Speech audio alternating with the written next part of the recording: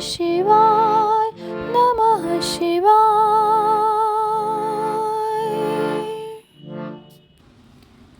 पार्वती की तपस्या विषय दृढ़ता, उनका पहले से भी उग्र तप, उससे त्रिलोकी का संतप्त होना तथा समस्त देवताओं के साथ ब्रह्मा और विष्णु का भगवान शिव के स्थान पर जाना। ब्रह्मा जी कहते हैं, मुनीश्वर, शिव की प्राप्ति के लिए इस प्रकार तपस्या करती हुई पार्वती के बहुत वर्ष बीत गए तो भी भगवान शंकर प्रकट नहीं हुए।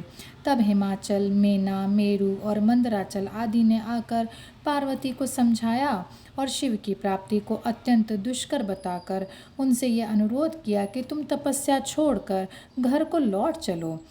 तब उन सब की बात सुनकर पार्वती जी ने कहा, पिताजी, माताजी तथा मेरे सभी बांधव, मैंने पहले जो बात कही थी उसे क्या आप लोगों ने भुला दिया है? अस्तु, इस समय भी मेरी जो प्रतिज्ञा है उसे आप लोग सुन लें। जिन्होंने रोष से कामदेव को जलाकर भस्म कर दिया है, वे महादेव जी यद्यपि विरक्त हैं तो भी मैं अपनी तपस्या से उन भक्तवत्सल भगवान शंकर को अवश्य संतुष्ट करूंगी।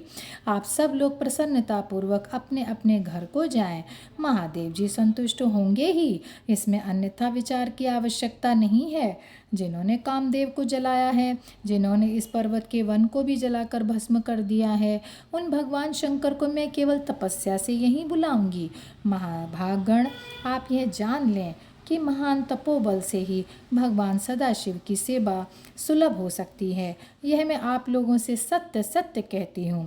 सुमधुर भाषण करने वाली पर्वत राजकुमारी शिवा, माता मेना, भाई मैनाक, पिता हिमालय और मंदराचल आदि से उपर्युक्त बात कहकर शीघ्र ही चुप हो गईं।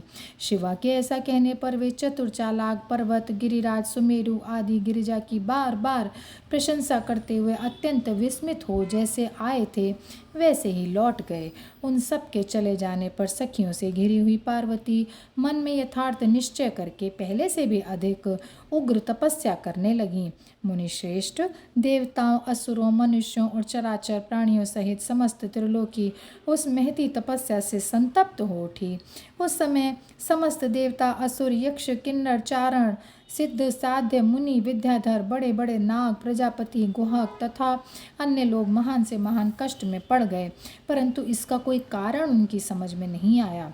तब इंद्र आदि सब देवता मिलकर गुरु बृहस्पति से सलाह लेकर बड़ी विहलता के साथ सुमेरु पर्वत पर मुझ विधाता की शरण में आए।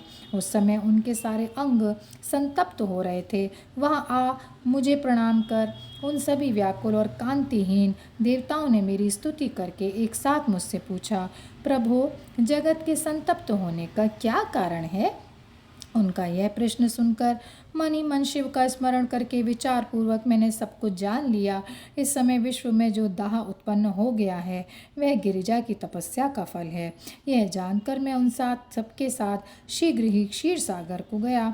वहां जाने का उद्देश्य भगवान विष्णु से सब कुछ बताना था। वहां पहुंचकर देखा भगवान श्रीहरि सुखद आसन पर विराजमान हैं। देवताओं के साथ मैंने हाथ जोड़कर प्रणाम पूर्वक उनकी स्तुति की और कहा, महाविष्णु, तपस्या में लगी हुई पार्वती के परम उग्र तप से संतप्त हो हम सब लोग आपकी शरण में आए हैं। आप हमें बचाइए, बचाइए।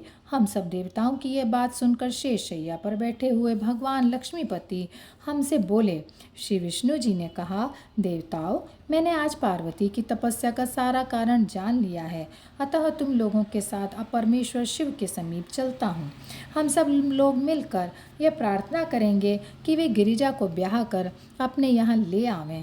अमरो, इस समय समस्त संसार के कल्याण के लिए भगवान से शिवा के पाणी ग्रहण के लिए अनुरोध करना है। देवादिदेव पिनाकधारी भगवान शिव शिवा को वर देने के लिए जैसे भी वहाँ उनके आश्रम पर जाएं, इस समय हम वैसा ही प्रयत्न करेंगे। अतः परम मंगलमय महाप्रभु रुद्र जहाँ उग्र तपस्या में लगे हुए हैं वहीं हम सब लोग चलें। भगवान विष्णु की यह बात सुनकर समस्त देवता आदि हठी, क्रोधी और जलाने के लिए उद्यत रहने वाले प्रलयंकर रुद्र से अत्यंत भयभीत होकर के बोले।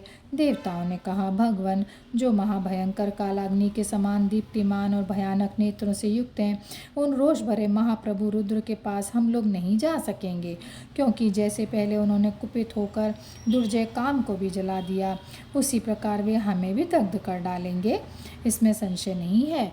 मुने, इंद्रादि देवताओं की बात सुनकर लक्ष्मीपति श्रीहरि ने उन सबको सांत्वना देते हुए कहा। श्रीहरि बोले, हे देवताओं, तुम सब लोग प्रेम और आदर के साथ मेरी बात सुनो। भगवान शिव देवताओं के स्वामी तथा उनके भय का नाश करने वाले हैं। वे तुम्हें नहीं दग्ध करेंगे।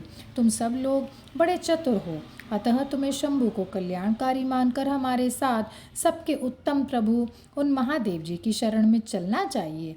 भगवान शिव पुराण पुरुष, सर्वेश्वर, वर्णीय, परात्पर, तपस्वी और परमात्मा स्वरूप हैं, अतः हमें उनकी शरण में अवश्य चलना चाहिए। प्रभावशाली विष्णु के ऐसा कहने पर सब देवता उनके साथ पिनाकपाणी शिव का दर्शन करने के लिए गए। मार्ग में पार्वती जी का आश्रम पहले पड़ता था, अतः उन गिरिजाराज नंदिनी की तपस्या देखने के लिए विष्णु आदि सब देवता कौतूहल पूर्वक उनके आश्रम पर गए। पार्वती के श्रेष्ठ तप को देखकर सब देवता उनके उत्तम तेज से व्याप्त हो गए। उन्होंने तपस्या में लगी हुई उन तेजोमयी जगदम्बा को नमस्कार किया और साक्षात सिद्धि स्वरूपा शिवा देवी के तप की भूरी भूरी प्रशंसा करते हुए वे सब देवता उस स्थान पर गए जहाँ भगवान वृषभध्वज विराजमान थे। मुने, वहाँ पहुंचकर सब देवताओं ने पहले उन्हें उनके पास भेजा और स्वयं वे मदन दहनकारी भगवान हर से दूर ही खड़े रहे। वे वहीं से यह देखते रहे कि भगवान शिव कुपित हैं या प्रसन्न। नारद, तुम तो सदा निर्भय रहने वाले और विशेषतः शिव के भक्त हो, अतः तुमने भगवान शिव के स्थान पर जाकर उन्हें सर्वथा प्रसन्न देखा। फिर वहाँ से लौटकर तुम श्री विष्णु आदि सब देवताओं को भगवान शिव के स्थान पर ले गए।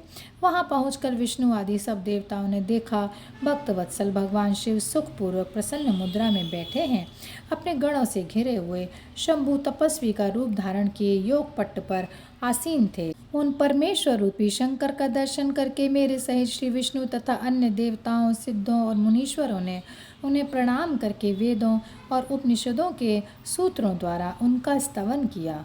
और यहीं पर यह अध्याय समाप्त होता है। ओम नमः शिवाय, ओम नमः शिवाय, ओम नमः शिवाय। ओम नमः शिवाय, ओम नमः शिवाय, ओम नमः शिवाय,